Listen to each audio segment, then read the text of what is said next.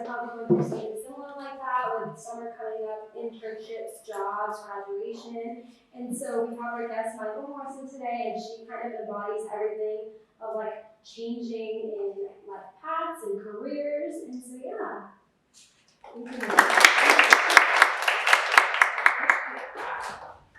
Hi everybody, it's lovely to be here. I'm really excited to be with you guys and be back on campus. I graduated back in 2012, so it's been a long time, and I was one of those people that really loved school, so it's kind of a thrill to be back. All right. So for whatever reason, life saw fit to make me a pro at pivoting and making a change in life and having to get used to it. So I think we have some people in the room that are about to be graduating. Is that the case? Who's graduating the next month? Congrats, that's exciting. Okay, so just one person. Well, maybe next year there will be a bigger group of people that will be graduating. But regardless of your stage in life, like life just tends to be a series of pivots, big and small. So that's what we're going to be talking about today. To introduce myself, I'm an entrepreneur. I was born here in Austin and actually grew up in Arizona, so I miss the desert a little bit, but love Austin a whole lot. I graduated from A&M actually in 2012, and I got degrees in history and English literature, which is not even something that I've used, but I really enjoyed it. And I was 2 classes away from a 3rd major, and that still bothers me. I think that's something that I need to figure out when I come back and finish the last 2 just to have it.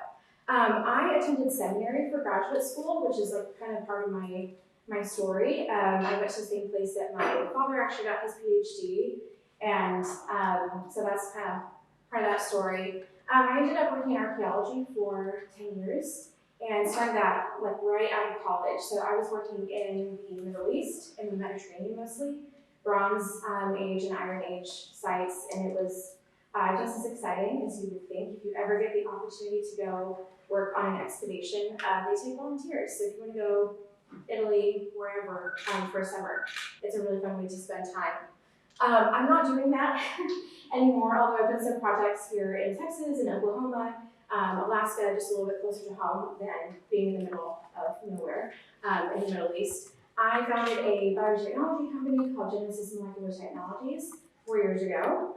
Do not have a background in biotech at all, but figured out how to make that happen. And I started a beauty company as well. So I guess that was just about 4 years ago, right at the beginning of COVID when everybody was in their sweatpants and drinking margaritas, although hopefully I'm not the only person who's drinking margaritas at 1 in the afternoon. But I decided to use that time to see if I can make something happen. And here to tell you that it is possible even if you don't have a background in business. So that's part of my life experience with pivoting. So everybody knows what this means, but with pivoting, it's a point in your story where something takes a turn.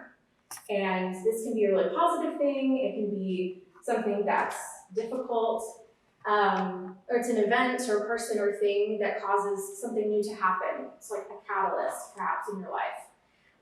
Or a decision or action that you take to change the way that something is done, so it can be a choice. Examples of pivotal events: deciding to pursue a higher degree, go back to school. I know some people in their 40s who went to go get a master's degree, and they had children and were married, and they decided, no, I'm going to go back to university, and they were probably the oldest person in their class, and they decided to do it anyway because they wanted to do something new. Getting married is definitely a pivot of changing the trajectory of your life, of journeying your life with another person. Paying off a loan or a car or a house, and all of a sudden you have access to more financial resources than you did before. That's always an exciting one. A lot of people experience this. I definitely have. Receiving a medical diagnosis, probably one that you didn't expect. Changing industries. I know a lot of people who are doing that right now with the tech layoffs. They're deciding to venture into something new. You're nodding your head. It sounds like some people know kind of a little bit about what's going on. It's a difficult time for a lot of people, a very dynamic landscape and trying to get a job. And so a lot of people are taking the opportunity of what the hell, I'm going to try to do something new. It can't hurt me, I'm going to give it a shot. Losing a job, hopefully not, but that's happening to people right now. Having a baby or deciding to not have a baby, that's one of the, I've had bigger pivots, but that's one of the things that I decided to do, is to be child-free, and I had a surgery to make sure that that was the case. And that was a really big emotional thing for me, if not like the biggest deal in the world, because that changes the trajectory of your life. And my parents had to get used to it, and they're still not quite there. So, and then of course graduating from college, which an early congratulations to the person graduating. So I'm curious if anybody else has an example that they'd like to share. I know that some people have moved to Austin to attend UT from overseas. That would be a really big change. Does anybody have an example from their own life that they'd like to share? So I actually switched major. I was undeclared when coming to UT Okay. and started to do business. Coming into business, I declared finance, and then eventually I pivoted into business analytics. So totally different career trajectory. Yeah. Yeah. I understand that. I started off as a political science major, and I got into it and it was a lot of theory. And theory to me wasn't fun. I wanted to see how things have actually happened instead of how we want things to happen. Yeah. So I studied history instead. But it was this sort of like laborious choice for me of like, is this going to be the end of everything if I make this big change? And in reality, okay, it's not a big deal, but things can feel super important in the moment I'm trying to do. So congrats to you for making the choice. Anybody else care to share? My example isn't mine, it's my roommates, but they were in video game design, and they switched over to wildlife biology on the track to go to veterinary school, and now they're transferring to Auburn University next year. So that was a pretty big change. I I'm love really that. happy for them because this is really what they want to do. That's awesome, and that's a perfect example of like you can like a lot of very different things. And part of the thing we'll be talking about in a little bit is how you don't have to necessarily sacrifice one of your interests to just have the 40-hour-a-week thing, and there's flexibility. There's more than you think there is. So I've had a lot of really big stuff. This is not necessarily to say that things like this are going to happen to you, but for whatever reason, I have like a bunch of really big things back to back. So the first one being, I attended seminary at a Christian school. My dad had been a pastor. I grew up with my mom being in charge of like worship and singing and all that stuff at church. And so it was actually going to seminary that changed that for me. I started asking questions that they don't necessarily want people to be asking at that particular school. Can't paint with a broad brush, but that was my experience there. And I was teaching a Bible study eventually here in Austin. And I was asked to leave my church because they didn't believe that women should be teaching the Bible to men. And the irony being I had a master's degree in theology, and a lot of the pastors at that church had not attended seminary. So that was sort of the nail in the coffin for me of like, I don't want to be treated this way. I want to be valued for my abilities, and if women aren't able to do that here, I have to, pack up and go somewhere else. So the pivot of this being that my family is still very intimately involved in their faith, and I have a lot of respect for people who have religious beliefs that they use to care for other people. Unfortunately, in my experience, that was not the case.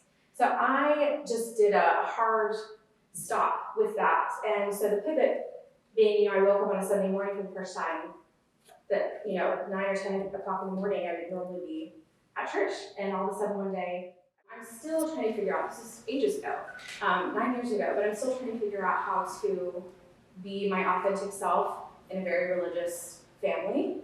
And, having loving conversations with parents and other family members who don't want to try to understand. So it was a big event, and then there's little pivots, sometimes every week with that, trying to get used to that. A big thing for me, and I talk about this a lot as a founder in particular, I have a disability, and so it's normally around this time of day where I start to forget things. So if I forget where I am in conversation, I might ask someone to give me a little jog to my memory, and that's part of the thing that's been left over for me. I was home, I had just been working in Oman on an excavation for the royal family there actually, which was really fun. And I was in a very bad car accident. Happens randomly, but I had a very severe traumatic brain injury. And so I was in bed for a year, which does really wild things to your body. And then I spent a full 2 years after that, full-time cognitive and physical therapy. I lost all my childhood memories for the first year and a half. Didn't know who my family was. I lost the ability to make new memories. So long-term stuff is gone. I literally didn't know who I was. But then the ability to even hold a conversation was gone, because you could have told me, where you were from, and 10 seconds later, I wouldn't remember who you are or where you were from. So it was an extremely isolating experience. I finally found the right doctors and had to go out of state for that care. And anyone who's had an injury or a big health thing knows it takes a lot sometimes to get over that kind of thing. But I was told I was never going to recover, and I didn't want to believe that. So I just kept firing doctors until I found a person who said, no, there's room. There's wiggle room. So I took that and ran with it. And I live with permanent neurological stuff, but that's so much better than it was that I don't really care anymore.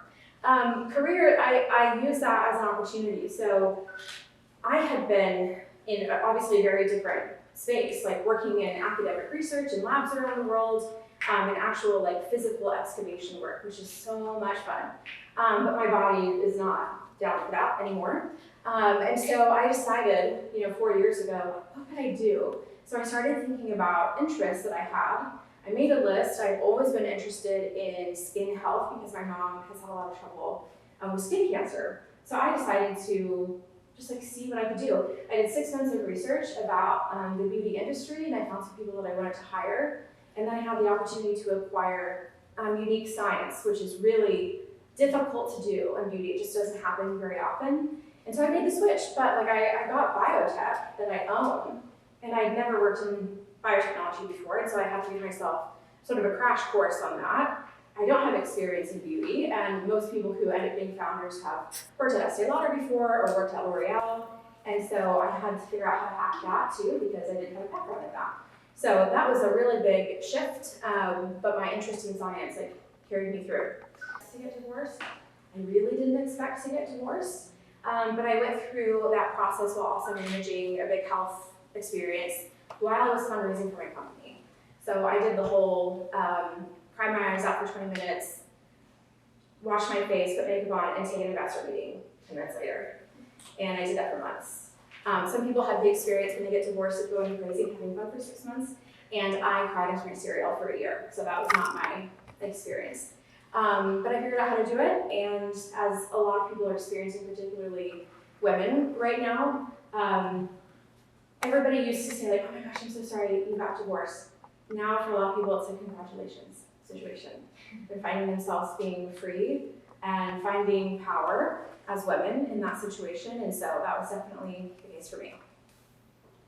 So when faced with this kind of change, whether it's something really big, like one of those things, or making a move, you're about to graduate, the first thing that people tend to ask, and I definitely ask myself, what do I do? What do I do now? When you find yourself at maybe a low point, or maybe it's something really good, but it's new, it might be intimidating to you. It's where do I start? And also for me, it's how do I be okay while I do this? How do I make sure that I survive, with my mental health as I get divorced and try to get a company up and off the ground, basically by myself, and how to figure out next steps.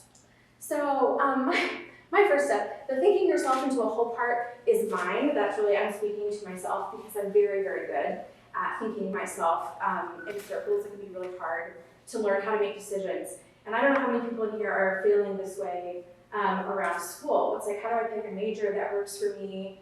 Do I want to stay in Austin after I graduate? How do I find a job? It's anxiety-inducing, I think, for a lot of people.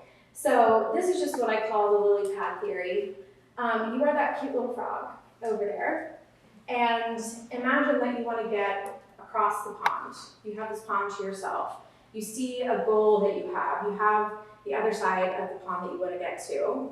But you have a lot of choices in front of you about how to get there, and that's part of the overwhelm. So these are all it makes sense. These aren't groundbreaking, but it was very hard for me to internalize them as a younger person. And now in my 30s, I feel a lot more confident about that. You can't know what you don't know in terms of making a decision until you do.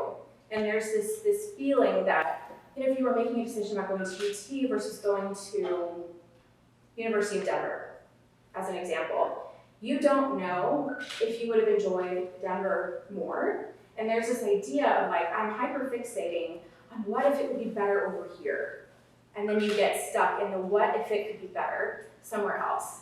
And the fact is, you do not know that you would have had more fun in Colorado. You made a decision to come to UT, and that is an illusion, a potential future that you chose to not pursue, but a lot of people get caught up on that. You can only make decisions based off of what you know right now. There's only so much information available to you, and that makes it harder sometimes to be able to decide what feels like a very big choice. The thing that, if you can take something away from the presentation, I think about this all the time and I still use it. The only thing that you have to do when making a decision is simply do the very next best thing that's in front of you. You can't get all the way across the pond in one hop. There are a couple lily pads in front of you, and the only thing that you can do is hop onto the next one, the one that's closest to you and that makes the most sense. So I'll give you an example of this. One of the things I'm thinking about right now, I've successfully raised almost $2 million from angel investors, and a lot of women, which is really exciting because women haven't had access to and control of capital for very long.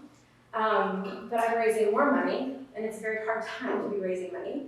But when I do, I get to hire people, which is really exciting because I've been doing about 8 jobs for 4 years, and I don't want to be doing that anymore. My question for myself right now is, what do I want my life to look like as a founder when I have more money? I'm the CEO right now. It's a ton of work. It's really fun. I'm really good at it. But do I want to hire another woman who's been in beauty for 25 years and has access to resources and people that I don't know? And do I want to do the speaker circuit that a lot of founders end up doing? They go to conferences, they sit on panels, they're the visual of the company, but they're not doing operations anymore.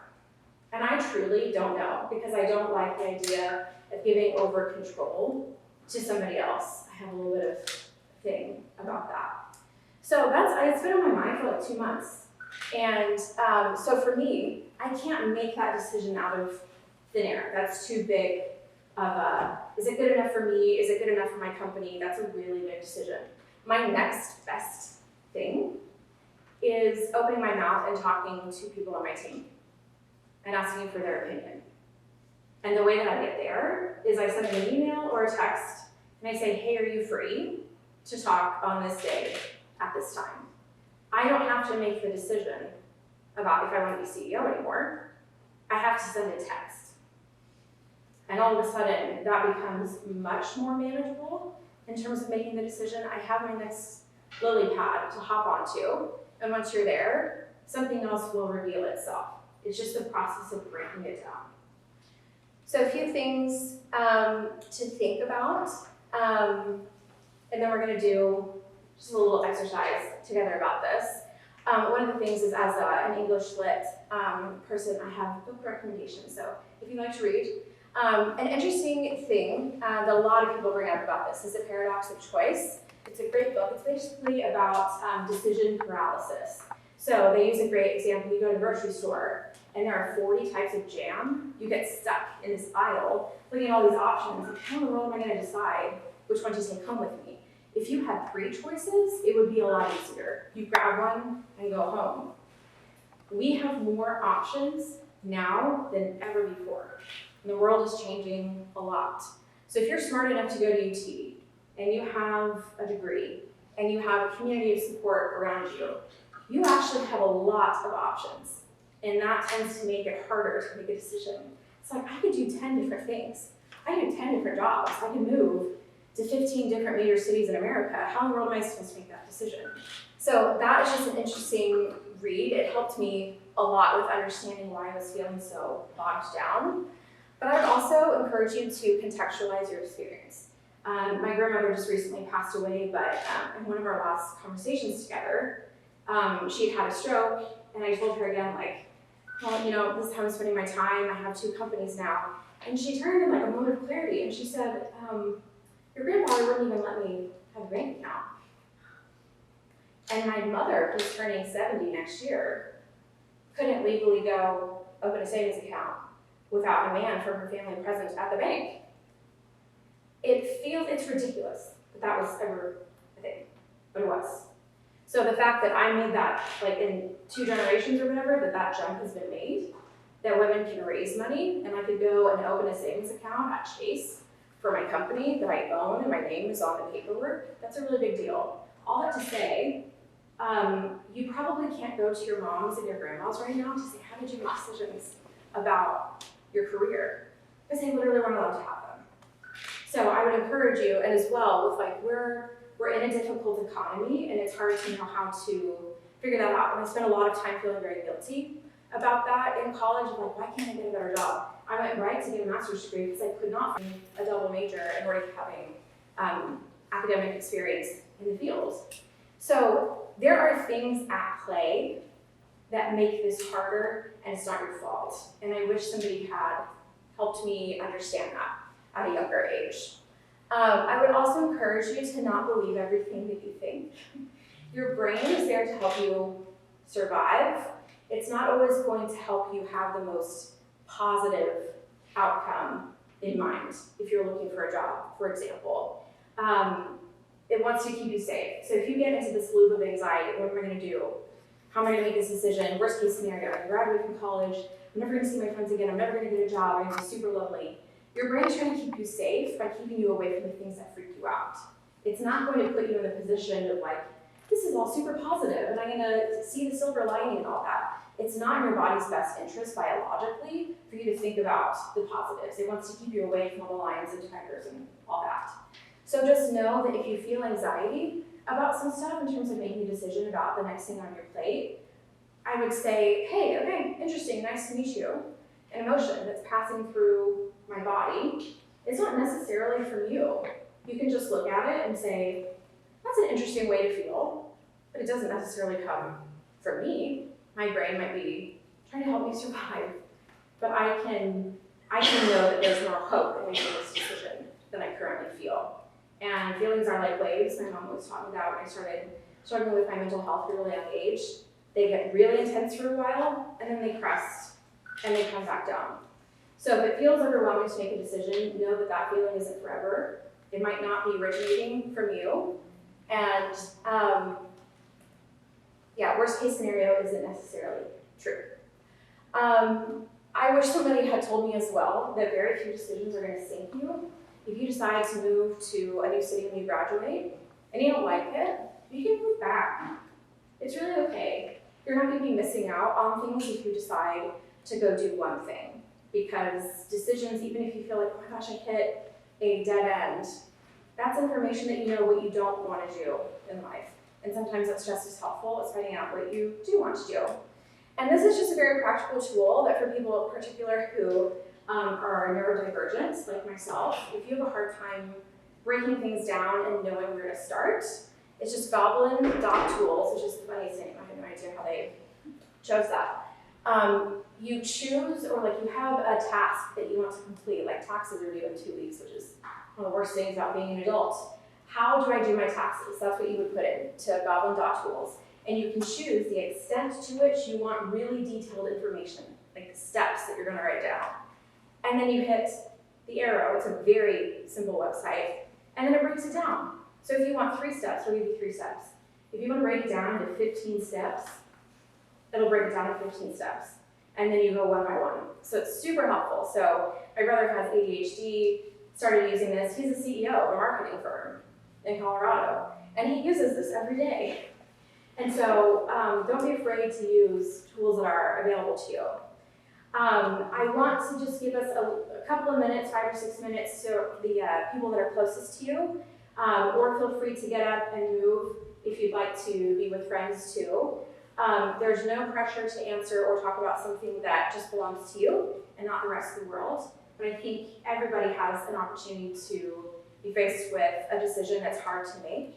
So let's take a few minutes, talk amongst yourselves in a group of 3 or 4. If someone wants to share a decision that they're being faced with right now, and then if somebody wants to share what's your next best step. And if you want some help thinking it through, we can talk about that. We'll take a couple minutes and then we'll come back and talk about it together. Hire by putting something online. The only way I have hired about 12 different people is from word of mouth. That's the thing. And if you're not showing up to events and people know your face, they know who you are, and you are asking for help, they're not gonna know that you wanna be hired. There's no way for me to know who somebody is by them applying with a resume. We all know cover letters are straight from the pits of hell. No one wants to do that again. So, and there's no reason to, I really don't think. So, all of the jobs that I've gotten, I don't think any of it came from the energy that I put online. It was like hours and hours and hours of time. So save yourself that. If you're gonna go to a coffee shop, I would look up some of the things we're gonna talk about here.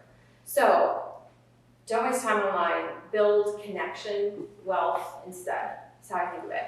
So, some things in Austin, just as an example. You can look these things up for wherever you go once you graduate.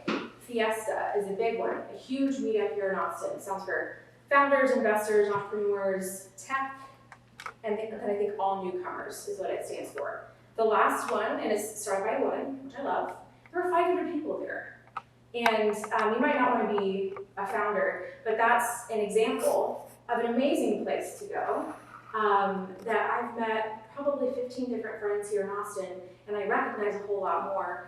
If you're a founder, you can get up front and you have a minute to talk about what you're doing, and you make an ask, and you say, I want to find an investor. If you know one or you are one, come talk to me.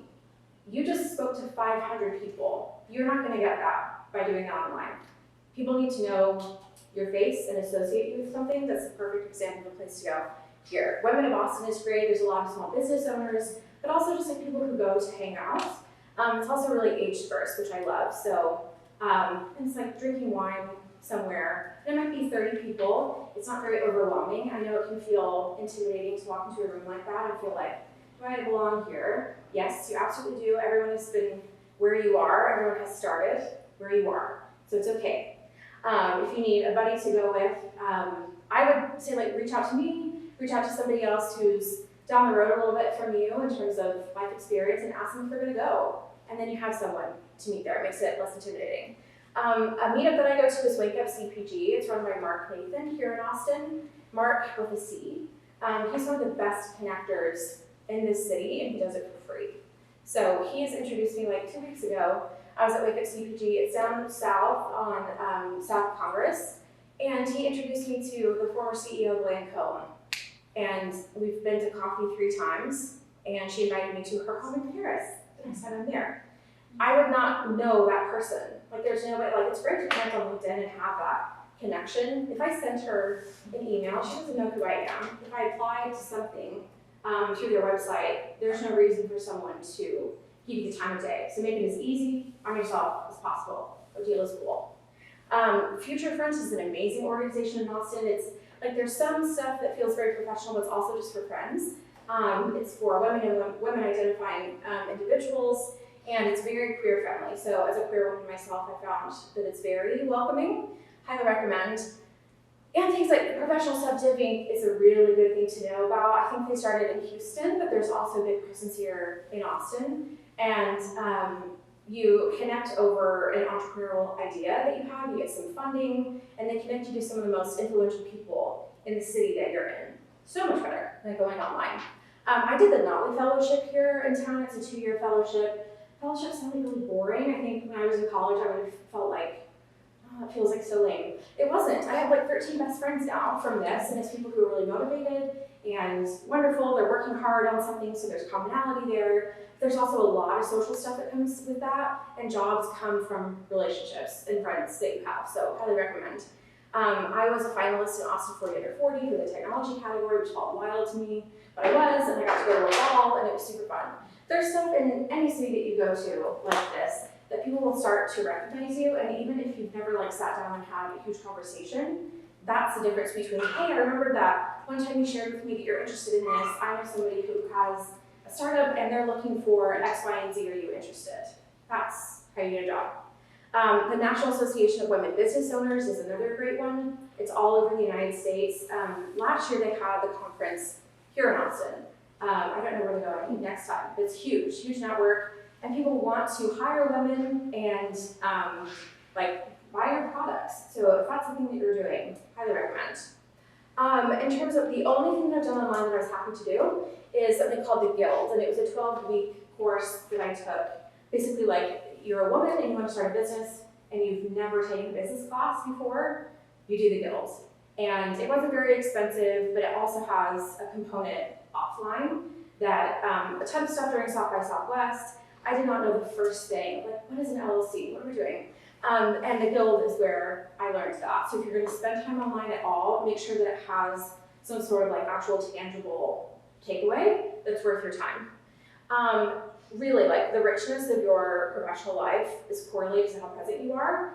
And so opportunities really compound on themselves. You go to one thing, you meet someone who invites you to another thing, and it just goes from there. I think most of the cool opportunities that I've had, investors that I've met have all come from this. Somebody described it to me the other day as increasing your luck surface area. If you think about like trying to hit a bullseye, or just trying to get on the map, like you're throwing a dart or whatever, the bigger the target, the more likely you are to land on something. So online is not like a good way to do that. So showing up in person is a way to do it. Does anybody know of anything else in Austin that the rest of the crew should know about that's similar to anything like this? So we can always make a list and send it out. We were talking about AI earlier. Things are evolving faster than they ever have, and the things that you learn in school may be outdated. If you don't go to conferences and you want some sort of big presence in your profession, you are missing out on an opportunity to know and become a part of the conversation. When you go in for an interview, people are going to want to know, what do you think about X, Y, and Z? And without context created by conferences, it's, how else would you know, unless you attend. So there's all kinds of things. Does anybody have an example of one that they've heard of that they'd like to share? Mm-hmm. So I went to scholarship when I was a high school senior, and it's the conference that it's like funded by is called Women's Energy Network, and it's STEM based. Okay, cool. And now it's gotten to the point where last year I volunteered and I would go to Washington, and I'm going to be part of the board. Oh, congratulations. Yeah, creating the conference in November, starting like my first meeting is on Friday.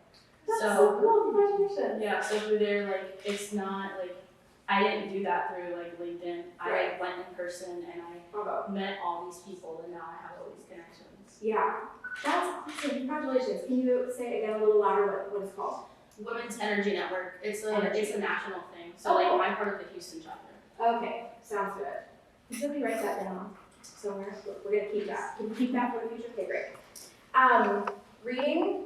I know that a lot of people aren't interested in reading. That's okay. I think when people are comparing like kind of one up one another about stuff, if you don't like to read, it's fine. Okay.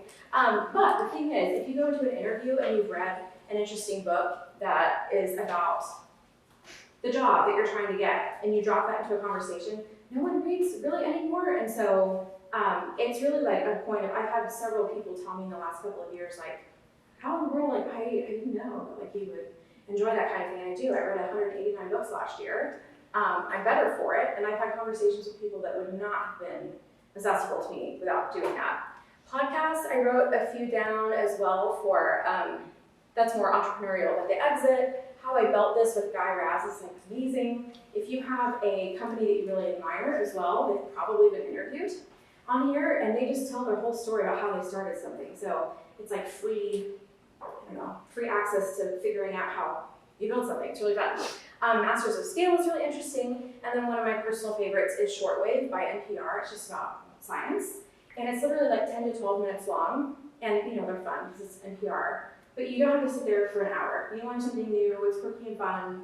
You can learn about, things that are at the bottom of the ocean, and then you move on. To me, it was really important as I was going through a variety of different transitions to learn how to rest. I don't think people were really taught how to rest well. I'm a big proponent of naps, as particularly as someone who's had a traumatic brain injury. You don't have to feel bad or make like an excuse or whatever, like, oh, I need to take a nap. You really don't have to feel bad about that. We're living at a frenetic pace of life that's not conducive to human health. If you want to take a break, you should take a break.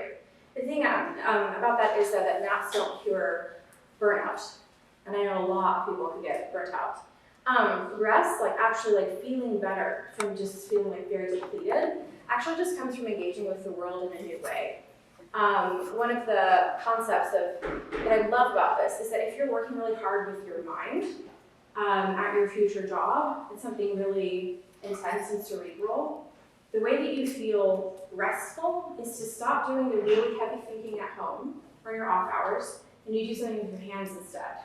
And I know somebody who works in construction, and then he reads like research papers at home, because that's something completely different than how he's making his money. And it's something new to think about and be excited about, engaging with the world in a way that you don't in your work hours. That gives you something to be excited about. My dad has been a professor. He took up ceramics, actually, and now we're overrun with stuff. He became actually really good at it. And when I got divorced, my dad made me an entire new set of plates so that I could throw away my old marriage plates, and it felt really good. But he's actually like very good. And no one would have thought that, this like quiet, nerdy little man who I love, but he like goes to pottery and hangs out with all these cute little hippies. But it's restful to him because it's not academic, it's not reading, it's not this heavy load anymore. I would encourage as well, like, if you find yourself really burnt out as you're going through or changing your life, to stop consuming things that other people are making and make your own. I love TikTok, I'm on it a lot. But basically we're spending hours a day of our life watching what other people are doing. And that means you're not doing anything that's interesting to you. You're watching somebody else's life. And I love it. There's so many amazing things on TikTok. Like, I've learned a lot. I feel like it's doing amazing things for feminism too, which I could talk about all day.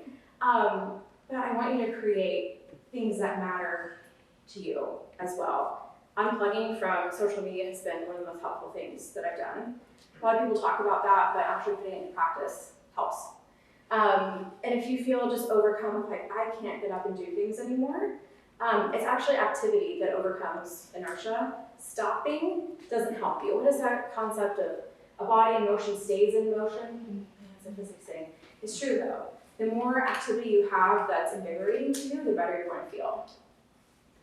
And this has been an interesting thing to me because I get asked in interviews a lot, like, what does archaeology have to do with beauty? Like, literally nothing. Literally nothing at all. And that's fine. I am not using my degrees. Obviously, like, this doesn't apply to if you are in medicine or something, right? But I was told, and this is 12 years ago, I was told that the degree plan that you got was the biggest deal ever. And it's gonna follow you around forever, and it's gonna dictate what you do for the rest of your life. I have not used English and history. I love it, I'm glad that I did it. I love to read, and of course, like with archaeology, the history fit really well. I thought it was going to be the end of the world if I got my degree plan wrong. And if anything, I think college teaches you how to learn, and then you go from there. And literally no one's ever going to ask you, okay, once you graduate. I literally, like, I didn't take business or accounting. Accounting would have been helpful so that I understand spreadsheets and fundraising and all of that stuff. But I figured it out afterward, and it's really okay. I never thought that I feel like all these origin stories are like, I always wanted to start a business, and my dad was an entrepreneur, and I didn't think about that at all when I was a little girl. And a lot of people are more passionate about the content of what they create than the actual business side of things. So all the stories I feel like that get told, particularly in the, historically it's been mostly men, but the stories have been told, are just like one cookie cutter way of looking at doing something different, and I just think that's a waste of time.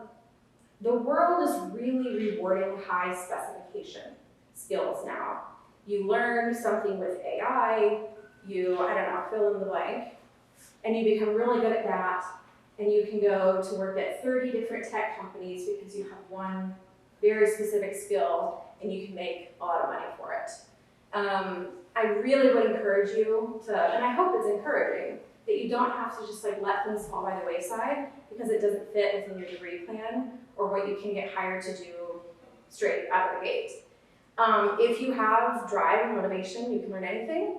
The guild was helpful to me. I also took free courses on Coursera to understand like what's the difference. It's so boring, but like what's the difference between an LLC and a C corp, and like what does it mean for my taxes? Do I want to have to know that? No, but like do I need to understand the basics of it to have my own company? Yeah, I do. So I took free courses on Coursera, and there's free courses from Harvard professors as well. There's stuff everywhere. So the things that you're doing right now in the 4 years of being at university, at least for undergrad, that's absolutely wonderful, but it's not going to define everything that you do moving forward. Self-advocacy will get you everywhere. So an example of this is the intellectual property, the biotechnology that I own, it's a molecule that was based on 25 years of research in stem cell science and working with one of the top longevity experts in the world. He didn't want to make a brand, he wanted to go back to his lab, which I understand. And one of the top beauty companies in the world have been talking to him about this biotechnology for a year. It moves at a snail's pace there, but they also they're motivated to give you as little money as possible. And he was really frustrated by that. So I had 6 months of just research under my belt. I was introduced to him by a friend. And I said, well, there's really no point in getting into beauty unless you have something different these days, whether it's the way that you're reaching out to a community, science, which almost never hits the market for an ingredient, it just almost never happens. And I said, I want something different. And I know you're talking to X, Y, and Z, but would you be open to working with a startup, which is like the riskiest thing in the world to do? And he looked at me and he said, I'll give them another week. And if they don't play ball, yeah, okay. And he gave them another week. They did nothing with that time. And I got a call from one of the top stem cell scientists in the world. Remember that I don't have a background in any of this and don't have a background in business. And he said, where can I sign? So I own one of the most lucrative pieces of science in the beauty world. And I don't have a background in any of that. Because I asked, there are people who will be fascinated by you, your background, your personality, all this stuff. Please remember that you are an opportunity to someone else. I had a really hard time feeling like I could be valuable in the world of work. First couple of years out of college, you never know who's walking into a room like at Fiesta or Women in Austin, gosh, I just wish I could find somebody who wanted to do this. Reprioritizing actually kind of go together, because I had to let go of some people. But I also found new people too. And it can be difficult to say goodbye to people that you expected to be there for forever. But it was weight that I had to let go of. An actual physical movement. There is a book I didn't put on here. These are 3 of my favorite, but there's another book called Why Zebras Don't Get Ulcers, which sounds ridiculous. But it's basically about how animals finish their stress cycle and humans do not automatically. You have to move your body to finish a stress cycle. Otherwise, it gets stuck in your body, and that's why you feel like the adrenaline of something after you have a really hard conversation or someone has hurt your feelings. You literally have to go for a walk or whatever. I'm gonna go to the rage room. That's the next thing on my list. I've seen great videos about how to do that. The Body Keeps the Score is one of the best books I think ever written about mental wellness. By Bessel van der Kolk, and he's an MD. Emily Nagoski has written a book called Burnout. She's also written a book, this is not what this conversation was for, but about the female sexual response. And I wish I had to have someone to give me this book 10 years ago or whatever it was. She's fascinating. She's a professor, she has a PhD, and she specializes in sexuality, actually. She ended up writing Burnout after her book went viral. I think it's one of the best books I've ever read. But again, it's how to recover from things like that. And The Wisdom of Your Body by Hilary McBride, another PhD, the value of listening, again, to the actual physical sensations of your body to help you recover as you go through something difficult. Final slide. Good news for the road. I know that some of this is heavy, but if there's anything that I can tell you, I really thought that if I experienced some of the things that I have been through, if I had known, looking forward, I really would have thought that it would have flattened me. I think that one of those things would have felt like, this is enough. I'm not gonna do anymore. I'm not getting out of bed, nothing will ever be better again. And I really am here to tell you that you are more resilient than you think. human beings have a really amazing capacity to heal faster than you think. An aunt of mine actually lost her husband, so my uncle, and she was told, in a year you will not feel this way. And she's like, there's no way they won't be grieving the way that I am. And on the year mark, she called me and she said, I'm okay. Am I like blissful? No. Can I get out of bed? Am I functioning? Am I smiling again? Yes. I think that is remarkable, and she's not the only one. And again, like, change can be weird. Like, things happen in life that you don't anticipate. It can be very uncomfortable, but it's also invigorating. I would never have chosen the path of entrepreneurship unless I had been in a car accident and had a traumatic brain injury. I had an HR director at one point tell me, no one's going to hire you if you talk about being disabled. Someone's going to want to have to give you accommodations at work. And like, that's remarkable that she's an HR director and said that to me.